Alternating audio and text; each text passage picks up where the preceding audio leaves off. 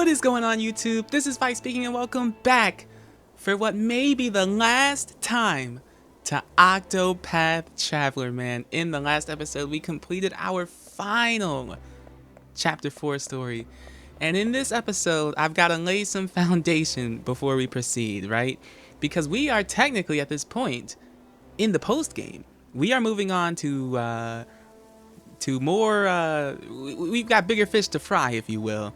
But there's some things you need to know. Unfortunately, I did not have the wherewithal to recall that some of these side quests from these people that you see throughout the game are actually mandatory if you want to make your way to this final sort of location. But Kit, the man you meet outside of the first town you ever start in, he's got a sort of line of quests that you have to complete, as well as Lyblac. Lyblac, I believe, she's got the quest entitled Daughter of the Dark God. I think you find her in Therion's, like, Boulder Fall, I think it's called. And you've got to do that line of quests as well. And then there's one more you got to do, right? Because basically you help Kid out. You set him up with this freaking traveling circus thing. I think eventually you're going to have to make your way to the West Forky Trail because you've got to, like, help this dude fight some tiger off. And then and only then, after all of that nonsense, you will be able to move on to this final quest.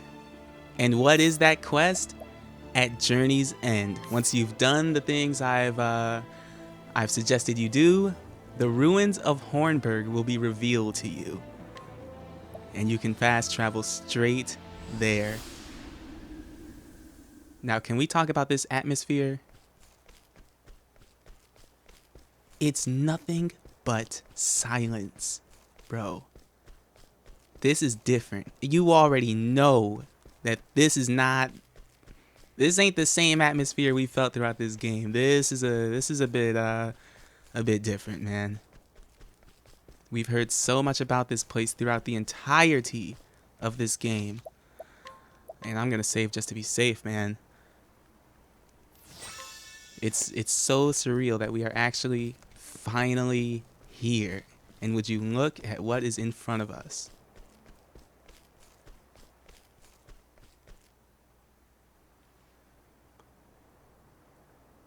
Is that so? So I'll find Father on the other side? Truly? Indeed.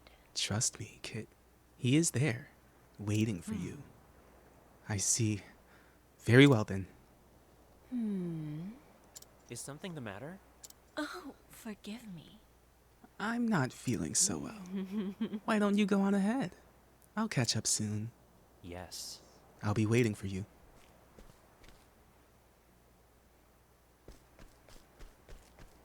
What have we here? Oh, here's a familiar face.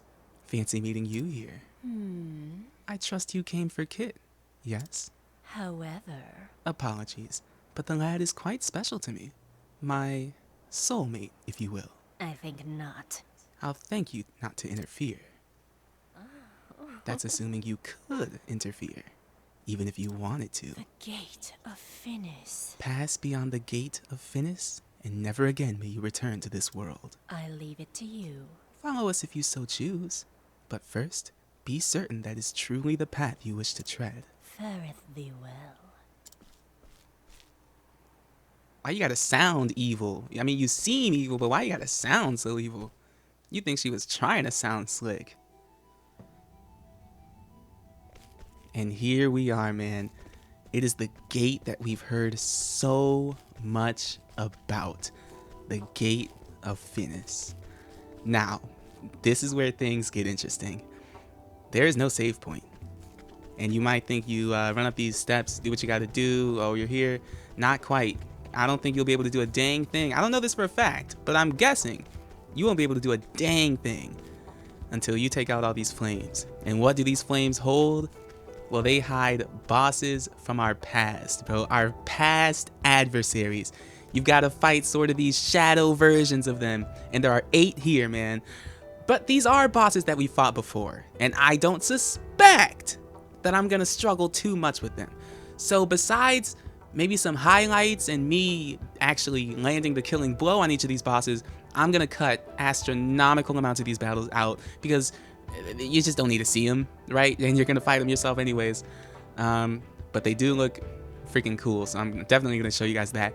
But with that said, man, I'm gonna prepare a different party for literally each of these boss battles. And I guess I'll take it from there. Okay, here we are at the first flame, man. Do you battle with the unholy presence? I say we do. If you won't move willingly. And I'm it's ready. Simeon? It is Simeon, man. Let's do this. Yeah! You got And with more that, than you man, bargained for. Simeon is finally defeated, dude. You can feel the difference with these bosses. I feel like, though, that one only took quite the freaking while because he was cheesing me with statuses. I'm telling you guys, the bosses can only beat me when they cheese me with statuses. But if it's a regular old fight, bro, I win that every time, I swear. Now we can examine from the diary of Lord Geoffrey Azelhart. I kept my faith. I stayed true to my convictions until the end. Several years before my death, a shadow fell upon my dear noble court, a shadow known as the Obsidians. They brought with them sweet words and false promises, but I would not lend them my ear. Once they came to understand that I would not be swayed to their way of thinking, they came after my life time and time again. I would not allow myself to be daunted. I dug deeper into the truth to uncover their intentions, their ties, and the mastermind behind their villainy. And my search eventually led me to the Gate of Finis. Wow. In the end, I was murdered by the men who caught wind of my discoveries. Yet I do not regret my actions. I lived true to the words of my house and did all that I could for the sake of my people. My sole regret is that I have left Primrose alone to pick up the pieces of this broken life I left behind. My precious daughter should not have to bear such a burden on her shoulders. Primrose, you stood before my grave and told me, did you not, that you had lived true to what I had taught you. You are strong, my daughter. You found your own cause and purpose, and the purpose you found was the continuation of my very own. You carried on in my footsteps and finished what I started. My dear Primrose, when I think of how much you must have suffered all alone, all I can do is beg you to forgive me. Now the time has come for you to lay down your burden and rest. It is time you forget about me and find happiness, a happiness of your own this time, for I will always be with you. Geoffrey Azelhart. Oh my gosh. That's powerful, dude. I was not expecting that. And we're on to the next, man. I am ready. Good to see you again, Miguel. You clapped my cheeks once, but I guarantee you it ain't happening again. Now then, my blade is unbending!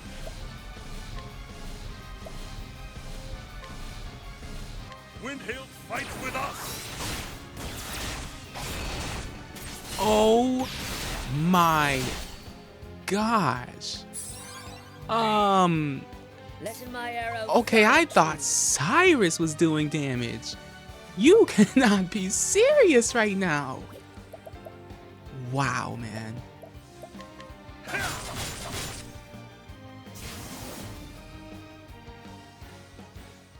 With each battle, I grow stronger.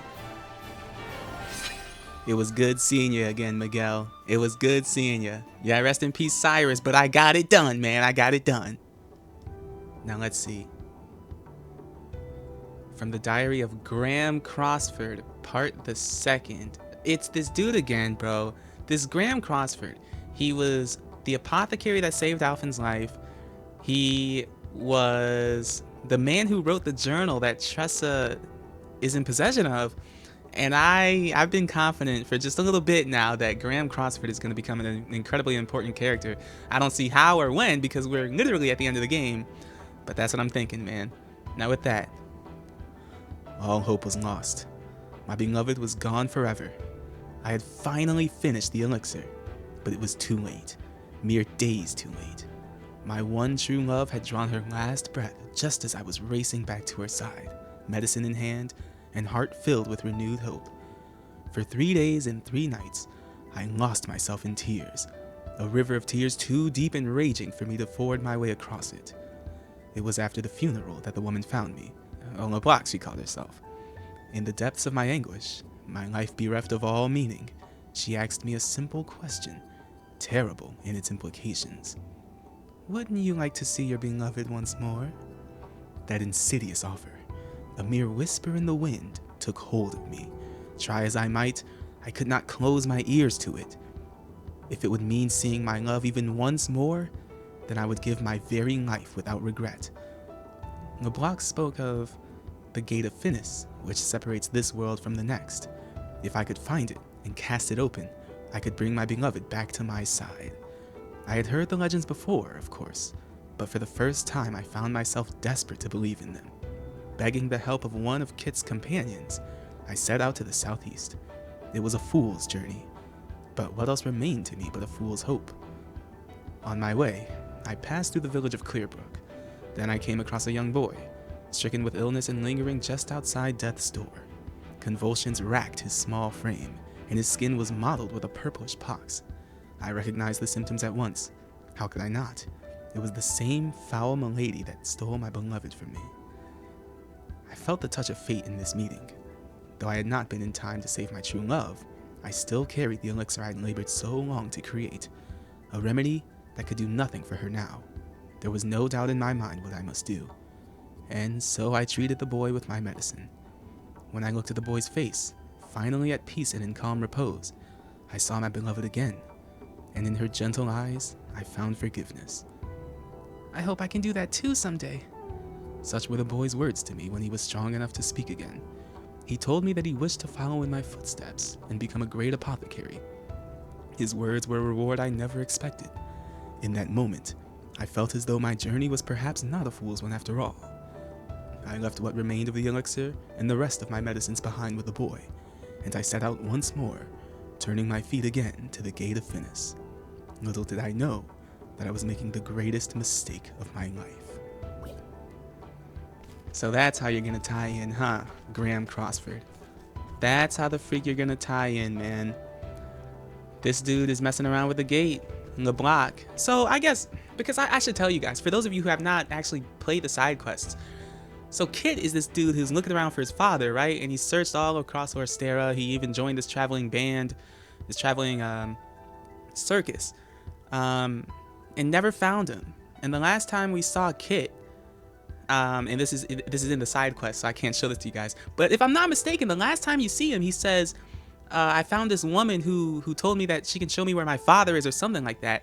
And Lyblac, on the other hand, come on now. Like, she's literally been shady the entire game. Her quest is entitled The Daughter of the Dark God. Are you kidding me?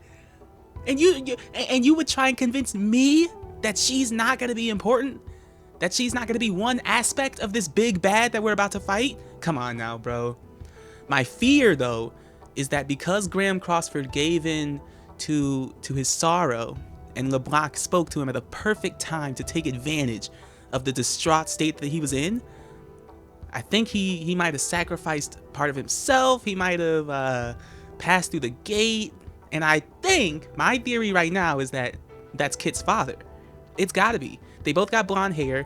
Kit's literal entire quest is him looking for his dad, and Graham literally just referenced him in the journal. I'm on to these dudes, bro. I'm on to him. And once again, we are on to the next. Who the heck is it? Let's get this over. Man, long time no see, Darius. It's been a while. Venta Solta. Venta Solta. And just like that, Darius is once again defeated. Now give me this journal. Give me this freaking lore. From the records of House Ravis. From the time of my first memories, I recall my father lecturing me on the origins of our house, on what it meant to be the head of House Ravis, and on what it was I must give my life to protect. My father had heard the same from his father, and his father from his father before him. The House of Ravis is blessed with many treasures, and many who covet them. To one born into the House of Ravis, such things are natural and given as the blue of the sky above us. We are blessed with great treasures, and it is our duty to protect those treasures from those who would use them for ill. And among all the treasures, there were none greater than the Dragonstones. The Dragonstones were bestowed upon the first Lord Ravis by the legendary King Beowulf, the first of Hornburg, and they have been passed down in our family ever since. The stones are said to have come from a far land to the east, and they are worth far more than their weight in gold. But that is not where their true value lies. A power sleeps within them, and it makes them valuable beyond mortal comprehension. For the name Dragonstone is no simple fancy. The stones house the power of the great worms whose name they bear. It is said that the great sorcerer Odin Crossford used the power of the Dragonstones to seal shut the Gate of Finis. Crossford had campaigned together with King Beowulf and aided him in the founding of Hornburg.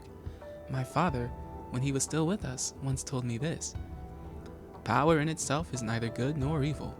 It is the man who wields the blade who decides whether he fights for good or evil." That is why King Beowulf entrusted the stones to the man he trusted above all others, the loyal knight who would become the first Lord of House Ravis. Great power can bring about boundless good or unfathomable evil.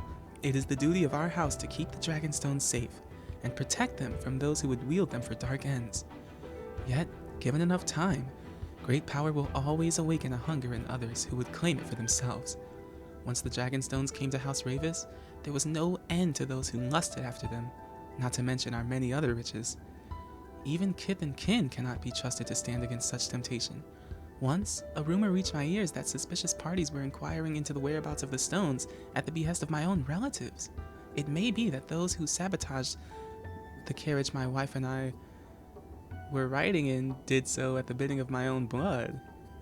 I've been speaking as if this was Cordelia this whole time, but this I think this is her dad. Oh, my poor Cordelia. What is to become of you? You are too gentle to ever doubt another. I fear that many will draw near to you, cloaked in the guise of kindness, and seek to deceive you. Cordelia, I can protect you no longer. No matter how I try to call out, my voice cannot reach you on the other side. Yet, this I hope you know. Though a time may come when you are betrayed by one you trust, I believe your heart will not falter. You will not lose faith in people. And this is for the best, for there are those truly worthy of your unwavering trust, and you will find them and keep them close at your side. I held on to such faith, and I was rewarded with a loyal companion with 1,000 other men. Heathcote has been true to me in all things. Surely such a friend will also appear before you, one worthy of your faith. And so, I beg of you, Cordelia, never stop believing in others, for it is this faith that will save you in the end. Now this is intriguing. Come on, guys, are you freaking counting the amount of times we're hearing this name Crossford? Apparently this guy named Odin Crossford was a great sorcerer back in the days of Hornburg, back at when the original gate was sealed. So how many years ago is this? Like, is this Hornburg times? Is this ancient times? I'm not sure, but bro, it seems like Graham Crossford, like, maybe he was tempted by Lyblac, but maybe this is like fate for him. Like, maybe that was just inescapable. Okay, who's up next, bro?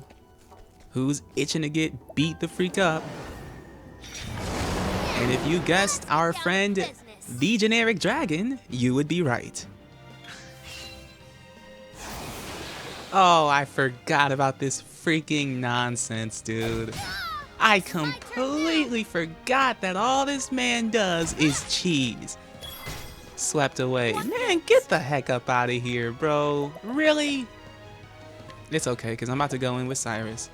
What to do? And one thing I need to remember to do, and I meant to do this actually before this battle, I need to give surpassing power to Tressa. Because, bro, with these runes, look how much damage she does. Like, it's constant 10,000. Like, barely any exceptions, bro. That skill is amazing. Lux Conjurer. And just like that, our buddy the generic dragon is once again defeated. Give me the lore. You know what time it is. You know what time. Let's not waste any time. I'm gonna need that lore from you. from the Diary of Graham Crossford, Part the Third. Bro, I want Part 1. I feel like I'm reading it out of order. Anyways, how could I have been so wrong? All I thought of was bringing my beloved back to the world of the living. When Lyblac told me such a thing could be done, I was all too willing to swallow her pretty words. The moment that I arrived before the gate, I felt a finger of ice run along my spine. Even if my mind had been too slow to recognize it, my very body was repelled by that gate, or more precisely, by what lay beyond it. While I struggled to catch my breath, Lyblac stretched out a magic circle on the ground with practiced ease. As she traced each twisted line and rune, her hand never faltered. How many times must she have prepared for this moment in her heart of hearts? It was at that moment that I realized just how she had longed for this moment, how fiercely she desired to see the dark ritual to completion. Only by this ritual may the gate be opened. It will not be pleasant for you, but you must bear it if you wish to see your beloved once more. So Lyblac spoke as she led me to the center of the magic circle. As she began the ritual, the first thing I felt was a great pain that struck my entire body at once. It was followed by a strange sensation like nothing I had ever experienced. I felt myself stretching and swelling from the inside out. From the corner of my eye, I saw my own hand changing into something foreign and awful. And then, the fear. Lyblac watched my transformation with a glow in her eye. It was then I knew this ritual was not intended to open the gate and bring my wife back to me. Yes, I know what truly lies beyond the Gate of Finis. That horror is what Lyblac sought to bring back to our world, and I was to be the vessel. I would be lying if I said I had no idea this was coming. My conversations with Lyblac had led me to suspect that this ritual would not work for just anyone. It seemed that she needed my blood, the blood of House Crossford, descended from an ancient line of sorcerers. That is why I must be the one to prevent her plan from succeeding. For if I fail, she will only turn her sights upon my dear Kit. I freaking called it. What do I tell you guys every time, bro? I'm calling this nonsense. But I could have told you Kit was his dang son. Anyways, no, that I cannot allow. So while I realized before the end what Lyblac intended, I continued to accompany her in her aims so that I could see the truth of the ritual for myself, and foil it however I could. Little did I know that I was dealing with a power far, far beyond any mortal's control or conception. I felt my own sense of self growing faint and distant, and something else entirely filling me. I resisted it with all that I had, but that presence. To that thing, a being like myself, a fragile human spirit, could be crushed as easily as an insect beneath your heel. Then, just before my mind was completely consumed by the darkness, I saw the smiling faces of my wife and son one last time. I screamed. The memory of my wife gave me the power to resist at the last critical moment. I imagine Lyblac herself did not think I would ever strike back at her, but I had already grown far stronger than I had been as a man. Even when I only managed to land a single blow to her, it cut her deep. She staggered back, and the ritual was interrupted. This is my chance. All I need to do is chase after her as she flees and cut her evil at the root, bringing everything to an end. This is what I must do. But why am I? Where am I going? Why am I am turning into something else. Something less and less human. And so, I wander the land without aim. There are periods of time I cannot remember. I come back to myself surrounded by destruction. No memories, but I know it was me. These blackouts grow more frequent. They come for me now. No, stay your hand. I am no monster. I am a man. I am a man! Powerful, bro. Just powerful. I can't tell then in that case. Is Graham a good guy or a bad guy? I actually don't know. It seems like he sort of suspected this would happen, but he still went along with it. But then he regretted it and he tried to get back on Lyblac, but she didn't die. She was just injured. And now he roams the freaking shadow realm or whatever.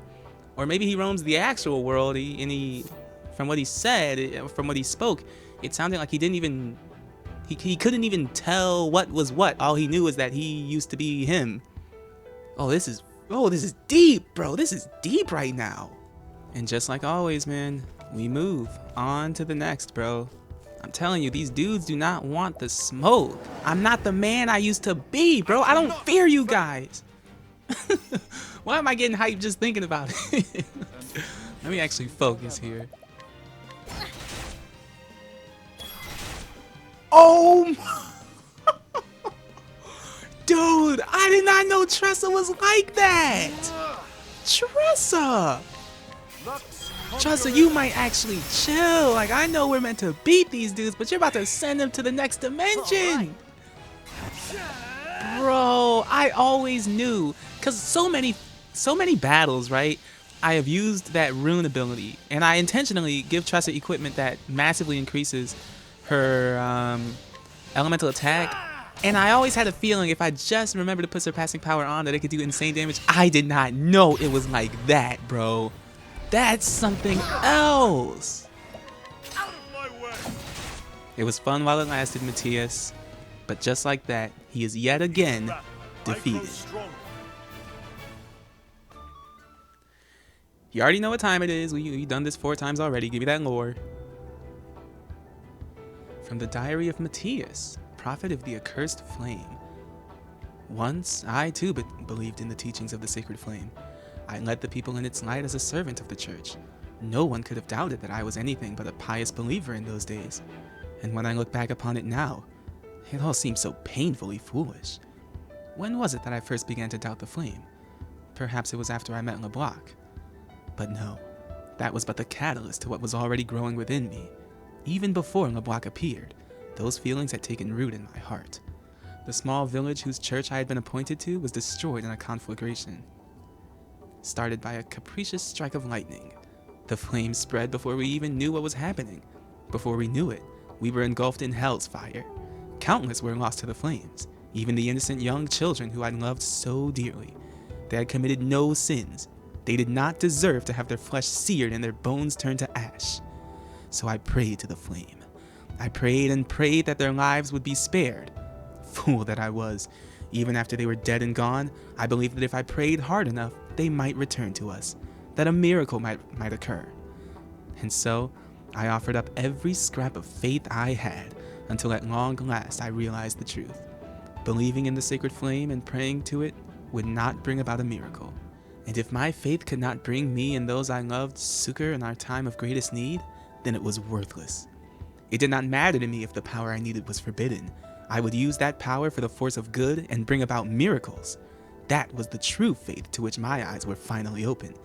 It was not something I had been tricked into by another. I had reached enlightenment. It was only fitting that such a revelation came to me, the one true savior.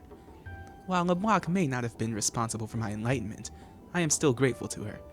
After all, she is the one who granted me the blessing of 100 years free from aging. The dark secrets written in that tome can allow a man to cheat death, and I owe her a debt for sharing them with me.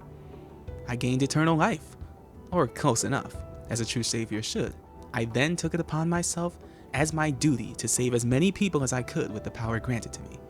And so, I set out to kindle a darker flame in our realm. If the sacred flame could be weakened, yet more of Galdera's accursed power would seep through the gates of Finis, and I would be able to claim even greater strength for myself. I hid myself away from those in the church who wished to stop me.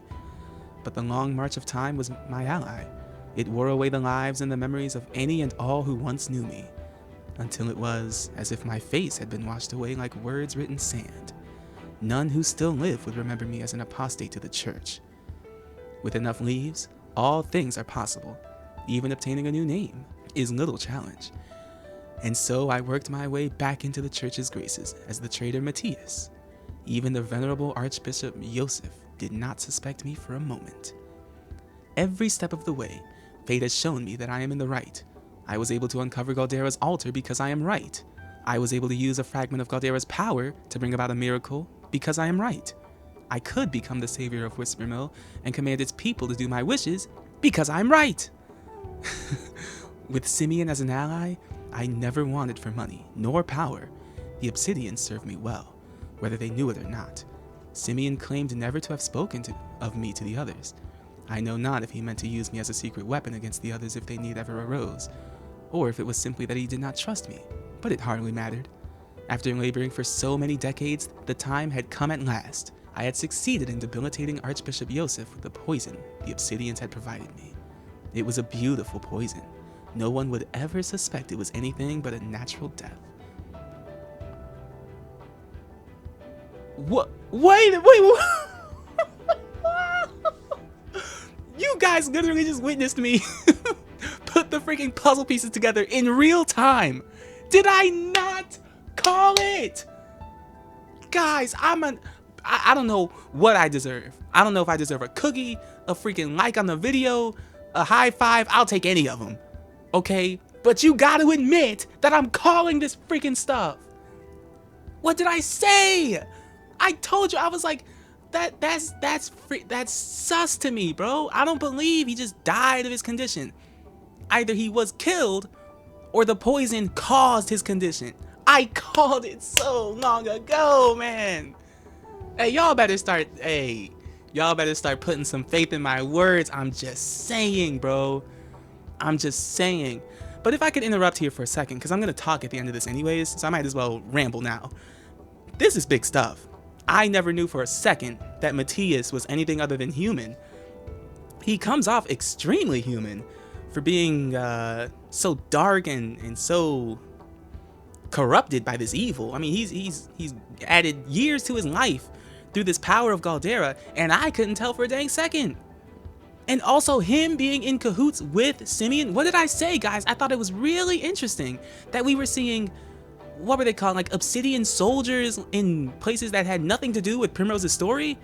That was very suspect to me, and I think we might learn maybe a little bit about that in these upcoming journals. I'm not positive, but there's something definitely deeper going on with this obsidian stuff, because we've seen them around. We haven't just seen them wherever Primrose is. We've seen them around. All that remained for me to do was to cast a dark shadow on the heart of Liana, the next flame bearer, and the sacred flame would soon burn black. This is what was meant to be. This is what was about to be. But no. Damn it all, to the farthest reaches of hell. The culmination of all I had worked for was merely inches away. So close I could feel the kiss of the accursed flame. And instead, it was all snatched away. That fire snuffed out to leave me in utter darkness and despair. I am the savior. I was meant to bring Galderra's flame to the world. Why should I be left in this black hell? It is dark here. The blackness. It is all-consuming, darker than 1,000 starless nights. Please, someone, anyone, bring me some light. Wow, bro. So he's still worshiping Galderra, but clearly he does not enjoy it here. And I guess that's the tragedy of the situation, man. But you haven't even learned your lesson. Like, come on now, dude. Bring me some light, but you're still preaching this dude's gospel. I don't know about that, buddy old pal. Keep them coming, bro. I told you guys, once upon a time, I did fear these guys. But those days are gone, bro. That time is no more. I do not fear them, bro. Lux Conjurer. Oh, get the freak out of here, dude. That's too easy. That's too easy, bro. What did LeBron say again? Come on, man. That's too easy. You already know what time it is. Give me that lore. From the diary of Headmaster Yvonne of the Royal Academy. It was 15 years ago when I first learned of that tome. The headmaster's chair was but a dream to me in those days. When my prize student Lucia brought a young woman to me, the woman told me that I was the best suited to the position of headmaster, that there was no knowledge, no position that should be off limits to a man of my ability. And so she taught me many things, one being the existence of ancient tomes containing the long-forgotten secrets of old. There are several volumes of forbidden writings in Atlasdom's great libraries, and no eyes but the headmasters are allowed to look upon them. The tome in question is one of these. It is the last extant tract of the legendary sage known as Solomon, whose name lives on in history, though the land of his birth the kingdom of Bernstein, has long since been forgotten. Long has it been said that he who can decipher its true meaning will obtain power over even life and death. The current headmaster is not worthy of such knowledge. What he lacks in intellect only pales to what he lacks in character. I cannot depend on him. I would depend on you. She wished to decipher the secrets of the tome and share its knowledge with the worthy alone. Thus, a great scholar was needed, one who would be able to fully understand the arcane truths within the tome. The doddering fool who now serves as headmaster could never do such a thing. But a genius such as you, Yvonne, surely you, of all scholars in the realm, are up to the task. Yes, that was how she persuaded me. It was true that I bore little resemblance to the former headmaster, who was interested in nothing but his studies, and whose only praiseworthy trait was his tenacity in that single-minded pursuit. But I was different. I knew that knowledge was worth its weight in gold, and more critically, my intellect far outstripped his. How could the idiots around me fail to realize this? This woman told me that the then headmaster, holding a lofty office he had done so little to deserve, was tantamount to sin, and I agreed. When he asked me if I could remove him, I assured her that it would be the simplest of tasks, and so I had him assassinated, just as she wished, leaving not a trace of evidence behind to incriminate myself. Shortly after, I ascended to the headmaster's seat in his place. I encountered the strange woman only once more after that day. When I reported to her that I murdered the former headmaster, she flashed a chilling smile and simply replied, "So you did." Then she walked away, never again to appear before me. Perhaps removing that man was all she wanted of me after all, I thought. It was no matter. The tome was in my grasp, and I immediately set myself to uncovering its secrets. All the rumors I heard were true.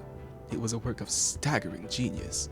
With Lucia as my assistant, I was able to obtain other rare and ancient texts from that woman, even if I never saw her again. Yes, everything was going just as I had planned, and power beyond the imagination was finally within my reach. How did it all come to this? Damn that accursed Lucia. Damn that heartless, conniving witch. How did I not see? She meant to use me from the very start. I was the one who unlocked the secrets. I who constructed the basic theories of how to effectively control life and death. And as soon as I had done that, she had no more need for me. That was why she gave me a flawed blood crystal and led Cyrus right to me, so that she could dispose of me without dirtying her own hands. You despicable, loathsome, hateful woman. Death has not cooled my fury, but only fueled it to greater heights. Curse you. Curse you and that unholy witch you brought to my side. May the deceitful Lucia burn for all eternity. May the foul witch Lyblac be banished beyond the farthest reaches of hell. Gosh, and I love the freaking callback. I didn't mention it, but way back when we initially fought Headmaster Yvonne, I thought it was the coolest thing ever that he said, and I quote, I'm even do it like he did. He said, "You will taste the power I summoned from the far reaches of hell." And it's like, bro, like he he said the title of the book. That's so freaking cool. I don't know why that's so cool to me, but it just is, man. It just is. But yeah, so what we're learning here, so what I'm picking up is that there's history, right? We've got the history of Graham Crossford and the history of Lyblac. And Lyblac, this woman seems like she's been everywhere. My thoughts so far, and none of this is confirmed to me, obviously, I have no idea what the truth is, but my hunch is that she has greater access to whatever evil magic extended Matthias's life. She's got like a buffed up version of that. I don't believe she's lived a normal human life. Not for a second, I don't. Are you kidding me? There's no way she's been every freaking where at once, right? But she's just some old human who just happens to, I don't know, be in love with Galdera, want to summon this pure evil back to the realm. I'm not buying it, bro. She's got some deeper connection to Galdera, and she's got some deeper connection to this dark magic. But anyways, man, we move. Second to last, man. As it stands now, I cannot be stopped. To be honest, I'm just itching to get to the big bad, bro. Get these freaking dudes out of my way. Look at this tiger. Like, he thinks he's so imposing. He thinks he's intimidating. Bro, I don't fear you. I don't know how many times I gotta repeat the same words around here, bro. But I don't fear them. I'll not be I don't defeated. fear you. Tiger? That's why you look weird. Why is your one claw bigger than the rest of them? I'm about to roast the freak out of this. Okay. Again, bro, let me concentrate. Now the true lesson begins. Lux Conjurer. Lux Conjurer. Not bad. A pass. Easy money, bro. Get that dang big cat out of my face. That's easy money. Let me see this lore. Finally get the first part. Grave tidings reached me as I was passing through Victor's Hollow in my travels. My beloved's condition had worsened. I knew my journey must be brought to a swift conclusion, lest I be too late in the end. I made up my mind to sail across the verdant deep.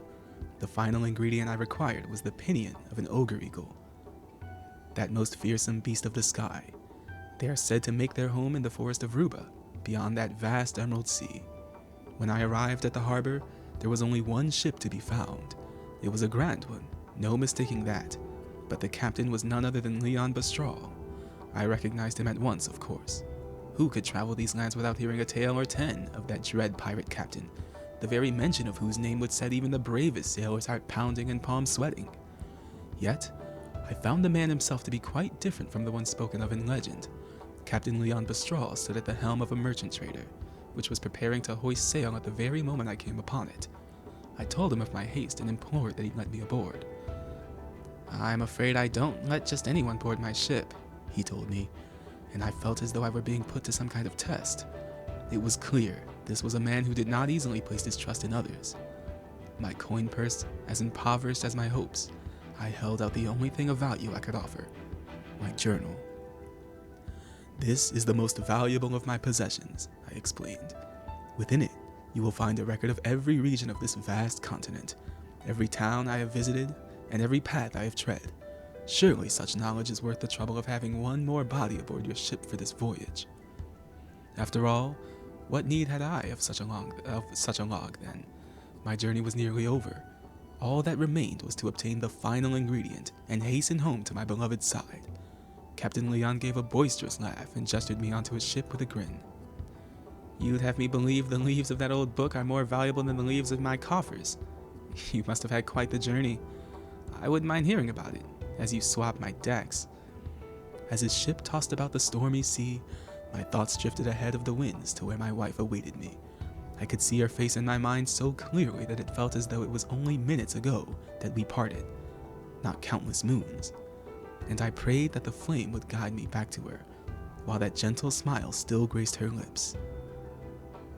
"It's almost finished at last, my love. Pray, wait for me just a little longer.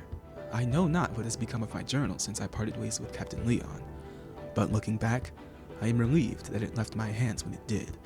Surely it is better that my final entry ended with some traces of hope, rather than the bitter pain I would eventually find at Journey's End."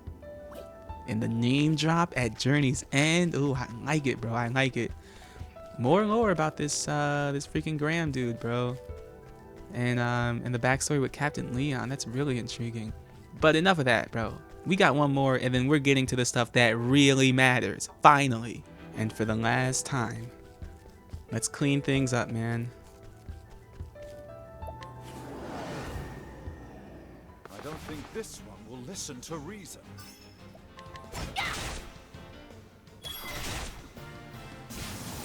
Get out of my face, bro. If I said it once, I said it 1,000 times. I do not fear these dudes. I do not fear them. But this is where things get serious, man. Give me that lore for the last time. From the records of Lord Werner of Riverford. "Hornburg will fall." I still remember her smile as she said the words. It was a score of years ago now, mayhap more. A simple sellsword I was then, when she came to me with a sack full of leaves and dark promise in her eyes. She knew as well as did I that I had far greater aspirations than selling my sword for coin. But coin would have to be a start, And what a start she offered me. Not only the leaves to free me from another man's employ, but as much as I asked for to invest in my plot and establish the connections I would need. The life I had always dreamed of was finally in my grasp. I could use her. I could use her to get all that I'd ever wanted. Or so I thought. And so I took the girl up on her offer and began my plot to bring down an entire kingdom. I would need men if I were to accomplish anything, so I created my own sellsword company, the Black Brotherhood, I called them. I spent 3 years doing nothing but gathering information on Hornburg. Then, using what I had learned, I began to systematically remove any obstacles that might stand in my path. I used the girl's connections to make my company of sellswords very much in demand in Hornburg. I took the worst of the lot, those with no scruples and nowhere else to go, and made them out to be bandits and thieves. I set these villains to attacking the borders of Hornburg, and then my Black Brotherhood would turn them back. It was quite the performance. Other armies didn't stand a chance at beating us to the site of each battle. The skirmishes all took place far from the heart of Hornburg. We knew ahead of time exactly where they would happen, since the foes we faced in those battles were in fact our own men. It was an easy feat to give the appearance of a crushing defeat. Through this farce, the Black Brotherhood won the hearts of the people living in the borderlands. Ingraining myself with the families of these borderlands, I used their introductions to buy trust among many powerful houses of Hornburg. The tales of the Black Brotherhood had spread throughout the realm by then, and I used that woman's money freely to strengthen my ties to powerful men within Hornburg and without. Still, King Alfred was well beloved by his people and his bannermen. It would be no small feat to win their hearts away with him. In which case, things would become much easier if he were simply not in the picture. Hornburg would not last long without the people's love for their liege binding them together. And so my eyes landed upon Erhard, who held a bitter hatred of the king within him. I had him appointed as a member of the king's own guard, so that he could be in the perfect position to do the deed. All that remained to be done was to give Erhard the chance that he was all too eager to seize. Mixing lies with truths, I lit a fire among this strong young warrior I befriended. I could spout any lie, and it would not have mattered. Humans care little for facts. They believe what they want to believe. In the end, it took me just 12 short years to bring Hornburg to ruin.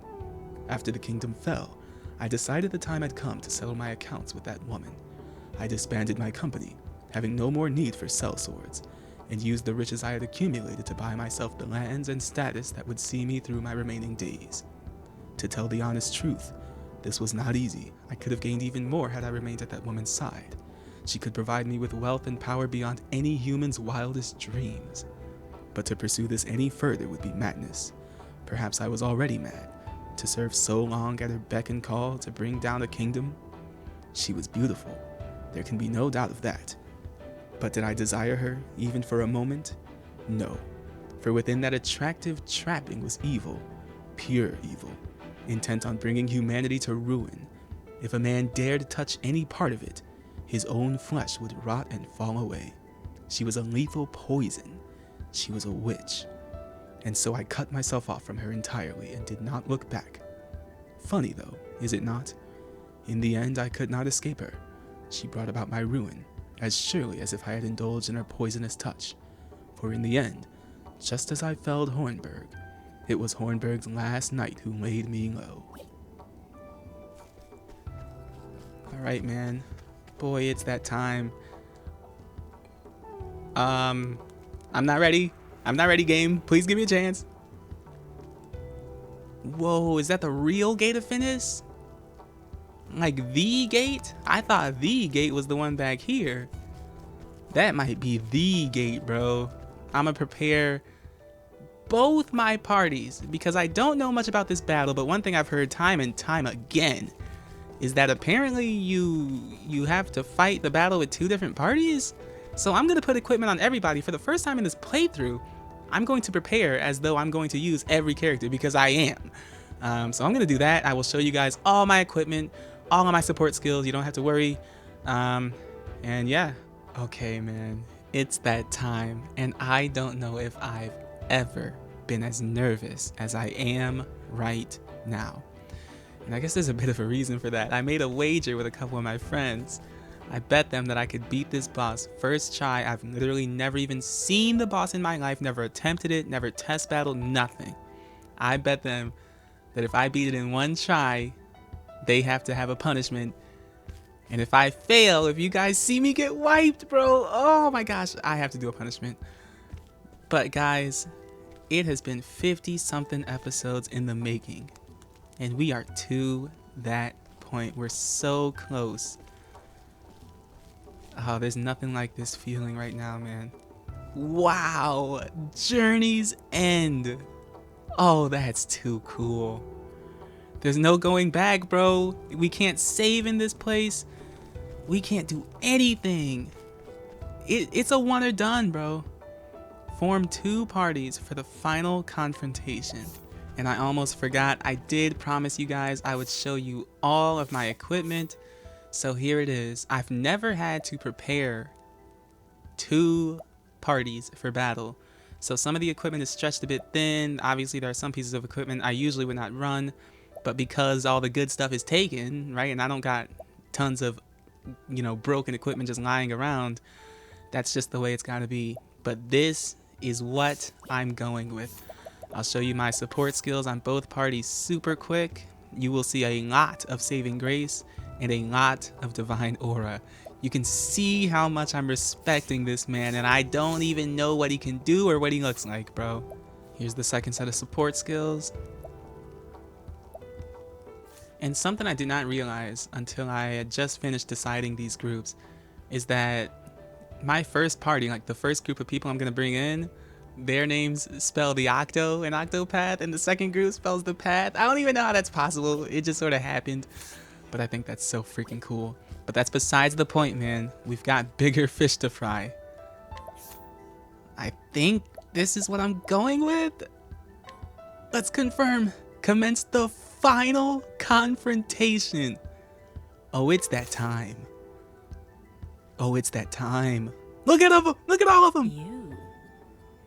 Quite the stubborn ones, aren't we? Why, yes. Where's Kit? That's the question on your lips, isn't it? Kit. Why, he's right there, standing before your eyes. Just so. The 13th god, Galdera the Fallen. He and Kit are one and the same. The Gate of Finis. The Gate of Finis was created to seal Galdera beyond the boundaries of this world. And the Crossford family, you see, comes from a long and ancient line that carries the stuff of the Dark God in their veins. But in truth, Many years ago, I led Graham, Kit's father, to this same place. I told him that by coming here, he could return his beloved to the land of the living. A lie, of course, but one he was all too willing to believe. and then, All was proceeding according to plan, but in the end, I underestimated the strength of the man's spirit. oh, The ritual failed, and Graham escaped somewhere, though he hardly resembled himself anymore. Oh my gosh, that's Red Eye! Oh my gosh, that's Red Eye, bro! Did I not say to you guys? That freaking creature is not from this planet, bro. That looks like it came straight out of From the Far Reaches of Hell. Bro, he said he was roaming the world. He couldn't recognize anything. Bro, Graham is Red Eye. That's actually crazy. This time, though, will be different. This time, I will not it fail. begins. At long, long last, Galdera shall rise again, and all the world will know his fury. You, too, have an important role to play on this historic day. Your flesh, your blood, your very soul will feed the Dark God and give him strength. Father. Can you hear me? Father, your daughter calls for you. Galdera. Oh, Father, pray show mercy on these poor, wretched souls. I hear you, my daughter. Oh, Father, at last we are together. My daughter, for fulfilling your fate, I bestow upon you eternal slumber.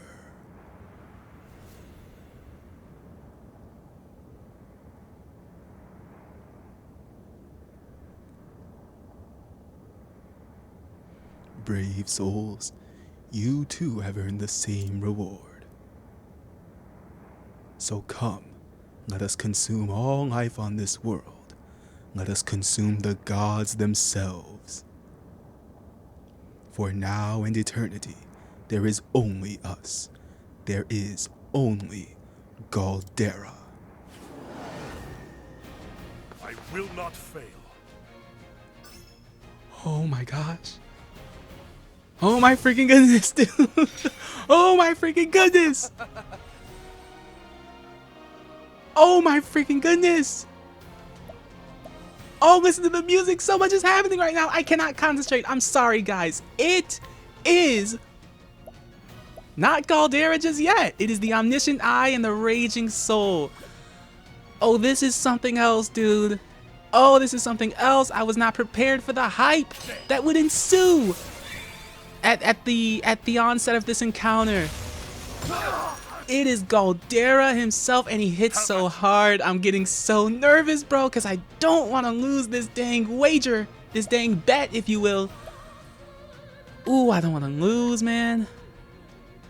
I want to make sure we stay in a good place. Ophelia's probably going to heal right off the bat. You'll notice I put Saving Grace on literally everybody. Okay, I want as much HP in the freaking tank as I can possibly get. I don't care if it's only 1 BP. I'm going with this right away, man. Bring about the miracle of healing. And that puts us in a really good position. I'm suspecting what's gonna happen is we can't do anything to this Omniscient Eye. Actually, you can see plainly on the screen, we can't do anything to it until we get rid of this Raging Soul. That's what I'm assuming is the case. If it's not weak to light, I don't know what the freak it's weak to. Oh, we take those every freaking day of the week. But did the eye reflect? Bro, I think the eye might reflect any light damage whatsoever. Oh, this song is so epic, but I can't even listen to it because I'm so like I'm freaking out right now. You don't understand. Guys, it is the battle at Journey's End. We really have arrived. We are really here. I don't know the strategy. I don't know the freaking the thought process. I don't know. I don't know. I don't know what to do. I'm just winging it like I always do, bro. I'm not made for encounters like this. The peacock's strength. Clearly, I used the wrong ability on Obrick. But what am I saying, bro? What the heck do I mean I'm not made for encounters like this? We've made it this far, okay? And that's not for no reason. Let me get it together here. Let me strap in. I'm gonna use a medium plum on Cyrus. We literally don't have any more regular plums, but I made sure to buy tons of the stuff I thought I would need before this battle. Oh my gosh, dude, the music. This is just nuts. This is just nuts. I can barely even comprehend the fact that we're doing this right now, guys. Elfric. After a year and a half, 2 years if you will, we have reached the precipice of our journey, man. Ooh, and it's getting tough. I'm so nervous. I've never been so freaking wary in my life. The eye is gonna take his turn. A shadowy mist envelops the field. Oh my gosh, it became harder to hit your foe. We do love to hear that, don't we? I'm gonna put the 1 BP Cyrus has into this. The Raging Soul is on yellow health, and I think we might be able to take it out here. I don't know if we will, but it's gonna be dang close. There it is, man. And that's our opening. That's our opening, bro.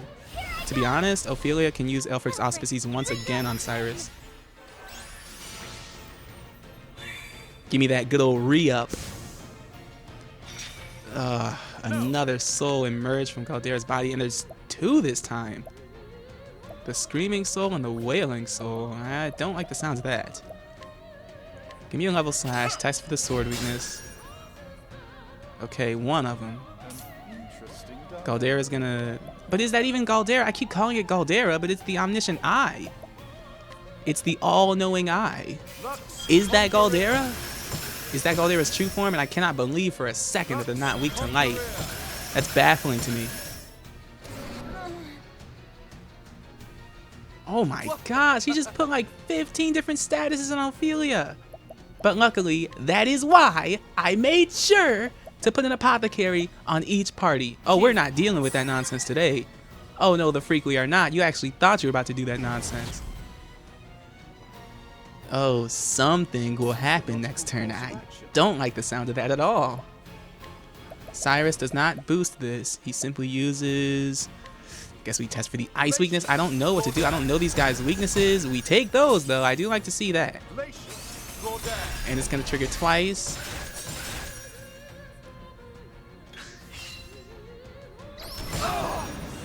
Oh my gosh, dude. Oh, I don't like this. I don't like this. I'm not gonna... You're gonna see me healing far earlier than I normally would, bro. I'm not taking chances with this dude.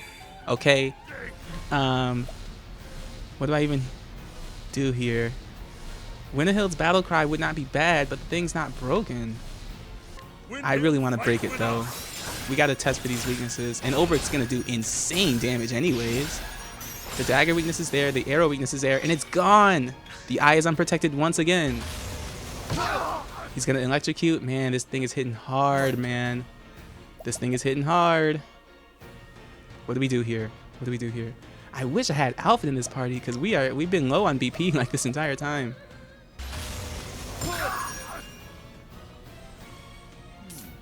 Nice. I love when that skill comes in clutch. We just straight up take 0 damage.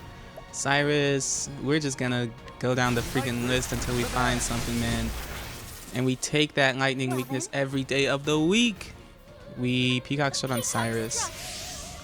Bringing back strats from the dang beginning of this playthrough, bro. We're coming full circle this time around.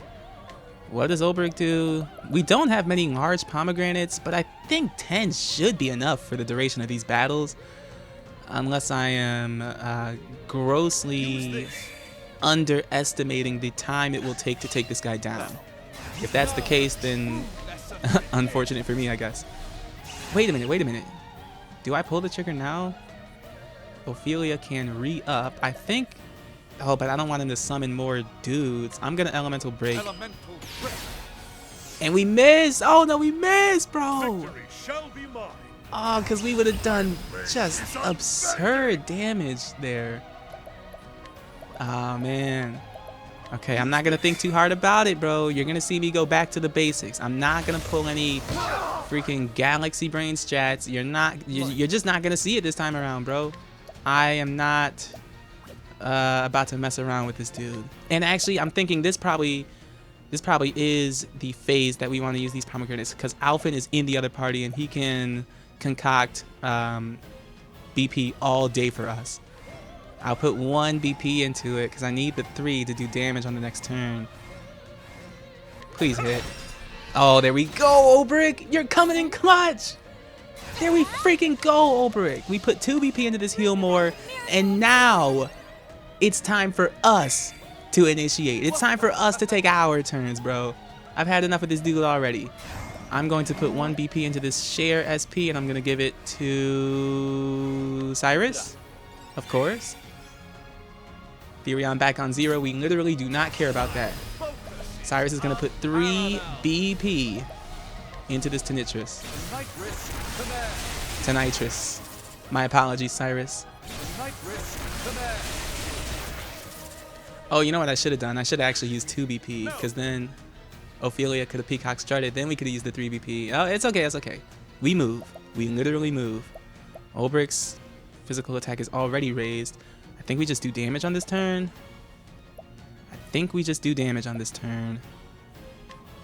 Can we connect with a polearm? We can. That's big damage. Olbrich's gonna take his turn.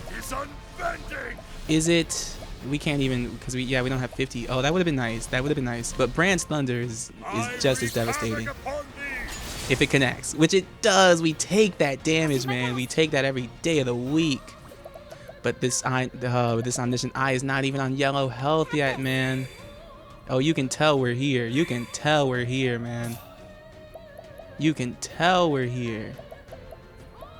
Give me a pomegranate on Cyrus. I do want him to put 3 BP into this one. And I'm going to check for the light, because I swear, okay. So there it is. He'll no longer be broken after this one, so we gotta prepare for that. He's only taking one turn. Oh my gosh, dude. Can we... Ooh. Bro, and they each have a different one. This is cheese. No, this is cheese. This is cheese, bro. Come on now, game. What am I even supposed to do? What do you want from me? How do I deal with this? In a timely manner, I guess. I don't doubt I can deal with it. But we're gonna be here for years. I use a Tonitrus. We're not gonna hit the eye, but we're gonna deal decent damage to these guys. And they're switching them? Oh, come on now. I'm just at a loss. I don't even... I don't know for a second what I would begin to do about this. What's this? No, no, no, no. Just stop it. Just stop. What?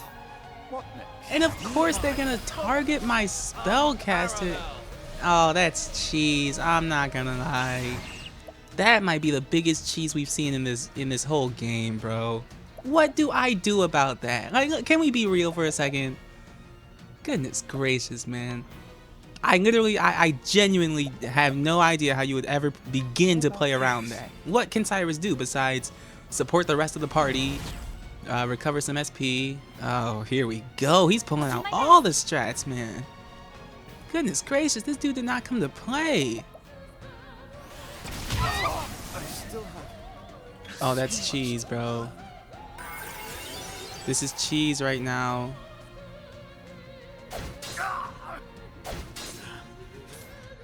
Here.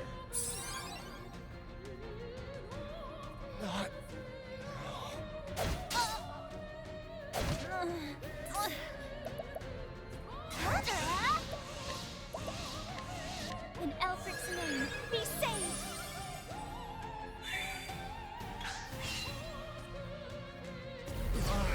Bro, this is... No, no. This is cheese, bro. This is cheese. Like... There's no way at this point it's a random chance. He's literally sealing Cyrus off every time, bro. What in the world do I do about that? Please somebody explain. A gift for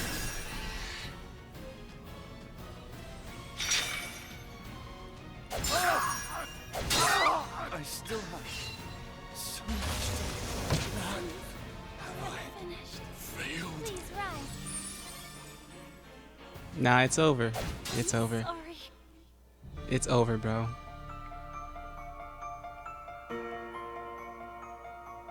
I've never been at such a loss. I never have.